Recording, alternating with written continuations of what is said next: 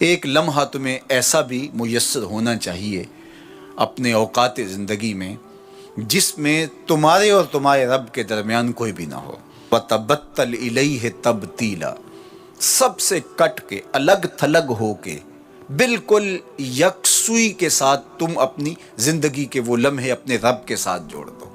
جس طرح ایک روایت میں فرمایا لی مع اللہ وقت لا یسعنی فیہ نبی مرسل ولا ملک مقرب، میرا اور میرے رب کا معاملہ کبھی ایسا ہوتا ہے درمیان میں نہ کوئی فرشتہ ہوتا ہے نہ کوئی رسول اور پیغمبر ہوتا ہے، وہاں میرا اور میرے رب کا ہی معاملہ ہوتا ہے۔ تو یہ یکسوئی کے لمحات ہیں، تو ہمیں بھی حضور علیہ الصلوۃ والسلام کے سینے سے نور لے کے اپنی زندگی میں کچھ ایسے اوقات مقرر کرنے چاہیے، اور وہ بہترین وقت میرے رب نے خود بیان فرمایا ناشیۃ اللیل ہے، وہ سحری کا وقت ہے، وہ رات کے لمحے ہیں، وہ پچھلے پہر کی مبارک گھڑیاں ہیں جب رحمتیں چھم چھم اتر رہی ہوتی ہیں اور اللہ کی رحمتیں بندے کا استقبال کر رہی ہوتی ہیں۔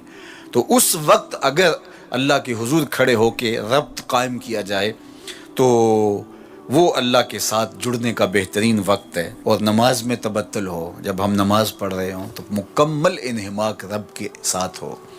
سیدنا علی المرتضیٰ رضی اللہ تعالیٰ عنہ کے بدن میں تیر لگا ہے اور وہ نماز میں مصروف ہیں اور تیر نکال لیا جاتا ہے، جب سلام پھرتا ہے تو پھر آپ کو پتہ چلتا ہے کہ یہ تو جو ہے وہ تیر تھا جو نکال لیا گیا۔ تو یہ انہماک ہے، رب کے ساتھ انہماک۔ اور وہ فرمایا گیا حدیث جبریل میں کہ اپنے رب کی اس طرح عبادت کرو کہ گویا تم اسے دیکھ رہے ہو، اور اگر یہ کیفیت پیدا نہیں ہوتی تو کم از کم یہ کیفیت تو ہو کہ وہ تمہیں دیکھ رہا ہے۔ فَاتَّخِذْهُ وَكِيلًا، اور اسی کو کارساز بناؤ، اسی پر توکل، اسی پر بھروسہ، اپنے امور اسی کے سپرد کرو۔ جب اپنے امور اپنے رب کے سپرد کرنے کا مزاج پیدا ہو جاتا ہے، زندگی سوکھی ہو جاتی ہے۔ تدبیر کریں، اس کے لیے حکمت عملی ضرور آپ وضع کریں، لیکن کچھ کام کر کے اللہ پہ چھوڑ دیں۔ اگر توکل بھی یہی ہے کہ آپ گھٹنا بھی باندھیں اور سپرد اللہ کے کر دیں، اسی کی طرف سے کام ہوتے ہیں اور وہی کارساز حقیقی ہے۔ تو فرمایا کہ فَاتَّخِذْهُ وَكِيلًا، اسی کو کارساز بنا لیجئے اور اسی پر اپنے کاموں کو چھوڑ دیجئے۔ جو کشتیاں اس کے نام پر ڈال دی گئیں وہ ڈوبتی نہیں ہیں، وہ منزل تک، ساحل تک پہنچتی ہیں۔ تو ہمارا تو اتنا ہی کام ہے کہ کشتی ڈال دی، لیکن اس کو پار لگانا تو اسی کا کام ہے۔ تو اسی لیے ہم سواری پر بیٹھتے ہوئے کہتے ہیں کہ مالک اس کو مسخر تو نے ہی کیا ہے ہمارے لیے، ہمارے میں طاقت تو نہیں تھی کہ اس کو مسخر کر سکتے۔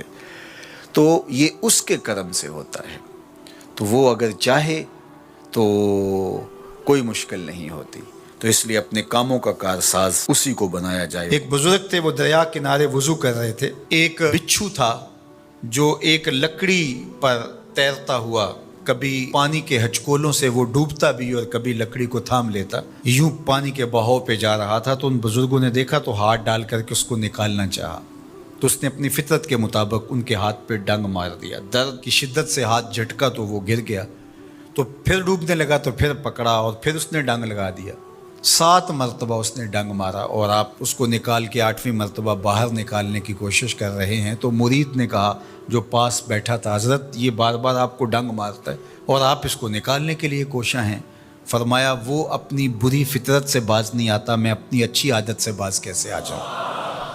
تو لوگوں کے ساتھ رویہ اچھا رکھے، وہ جو بھی رویہ رکھے۔ ہم کہتے ہیں کوئی اینٹ اٹھائے گا تو ہم آگے سے پتھر اٹھائیں گے، تو یہ کیا کمال ہوا؟ لوگ کہتے ہیں تم 1 قدم پیچھے ہٹو گے، میں 10 قدم پیچھے ہٹوں گا، تو یہ کیا کمال ہوا؟ تم کہو میاں تم جتنے مرضی قدم پیچھے ہٹو، میں بھاگ کے تمہارا دامن پکڑ لوں گا، تمہیں جانے نہیں دوں گا، ایک دن تجھ کو بھی جیت لوں گا محبت کے زور پہ۔ ہم کہتے ہیں کہ فلاں میرے ساتھ اچھا سلوک کرتا ہے تو میں بھی اچھا کرتا ہوں، فلاں کا سلوک میرے ساتھ اچھا نہیں ہے تو ٹھیک ہے، جس طرح وہ چلتا ہے میں بھی اسی طرح چل رہا ہوں۔ یہ تو پھر برابری ہوئی۔ اگر کوئی برائی کے ساتھ معاملت کرتا ہے تو آپ بھی اس کے ساتھ ایسے ہی کرتے ہیں، تو برائی میں برابر ہے۔ اور اگر آپ کے ساتھ کوئی اچھا سلوک کرتا ہے تو آپ بھی اس کے مقابلے میں اچھا کرتے ہیں، تو پھر بھی آپ برابر ہیں، لیکن اچھائی میں برابر ہے۔ تیسری صورت یہ ہے کہ کوئی آپ سے اچھا سلوک کرتا ہے اور آپ اس سے برا سلوک کرتے ہیں، یہ بدترین صورتحال ہے۔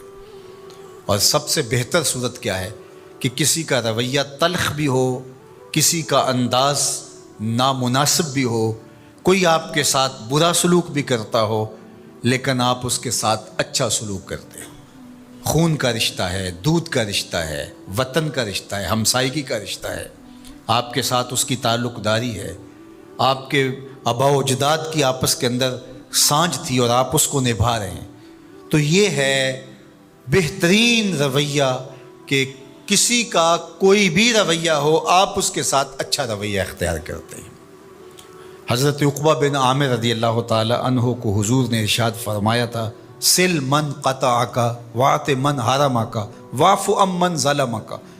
اے عقبہ بن عامر، جو تجھ سے تعلق توڑے تو اس سے تعلق جوڑ، جو تجھے محروم رکھے تو اس کی جھولیاں بھر دے، اور جو تیرے پہ زیادتی کرے تو اس کو معاف کر دے، اس سے درگزر فرما۔ یہ بہترین کردار ہے جس سے ایک اچھا ستھرا پاکیزہ اور مناسب معاشرہ ترتیب پاتا ہے اور ترکیب پاتا ہے۔ تو میرے اور آپ کے آقا و مولا نے ہمیں یہ تلقین کی، بلکہ فرمایا جو یہ چاہتا ہے کہ اس کی عمر میں برکت ہو اور رزق میں اضافہ ہو، وہ رشتہ داروں کے ساتھ سلوک اچھا کرے۔ یہ راز ہے عمر میں برکت کا اور رزق میں اضافے کا۔ رشتہ داروں کے ساتھ اگر سلوک اچھا کرو گے تو تمہاری عمر میں بھی برکت ہوگی، تمہارے رزق میں بھی برکت ہوگی۔ تو ہمیں یہ تلقین کی گئی۔ رشتہ دار تو دودھ یا خون کی سانجھ سے رشتہ دار بنتے ہیں، کوئی عام انسان بھی ہو، ہمیں تو ان کے ساتھ بھی اچھا رویہ اختیار کرنے کی تلقین کی گئی۔ حتیٰ کہ آپ کے دین پر نہ بھی ہو تو آپ کی ہمسائیگی میں بستا ہے، مستامن ہے، ذمی ہے، تو اس کے ساتھ آپ کا سلوک اچھا ہوگا۔ آپ کا دین آپ کو یہ سکھاتا ہے۔ شیخ سعدی بولے، شنیدم کے مردان راہ خدا، دلے دشمنا ہم نہ کردن تنگ، تو را کے میسر شودی مقام کہ با دوستانت خلاف است و جنگ۔ میں نے سنا ہے کہ جو اللہ کے بندے ہیں وہ تو دشمنوں کا دل بھی نہیں دکھاتے۔ تجھے تصوف کے مراتب رفیع کیسے نصیب ہو سکتے ہیں؟ تو اپنوں سے جنگ چھیڑ کے بیٹھا ہے، تو اپنوں کے گریبان پھاڑ رہا ہے، اپنوں کی پگڑیاں نوچ رہا ہے، اور تو اپنی رشتہ داریوں کو توڑ رہا ہے، تو اپنے ہم منصبوں کے ساتھ الجھاؤ میں مبتلا ہے، اپنے ہم مسلکوں ہم مشربوں کے ساتھ تیرا الجھاؤ چل رہا ہے، تیری لڑائی چل رہی ہے۔ تجھے کیسے مرتبہ اور باطن کا نور اور اندر کا اجالا نصیب ہوگا؟ جو اللہ کے بندے ہیں وہ تو دشمنوں کا بھی دل نہیں دکھاتے۔ انسان تو انسان رہے، وہ تو جانوروں کے ساتھ بھی رویہ اچھا رکھتے ہیں کہ یہ اللہ کی مخلوق ہے۔ مخلوق ہونے کے ناطے سے الخلق و عیال اللہ، تمام مخلوق اللہ کا کنبہ ہے، اور اس کے ساتھ اس نے سلوک، ان کا کچھ بھی رویہ ہو۔ حضور کے غلام اور اسلامی معاشرہ، اس میں یہ کس طرح چیز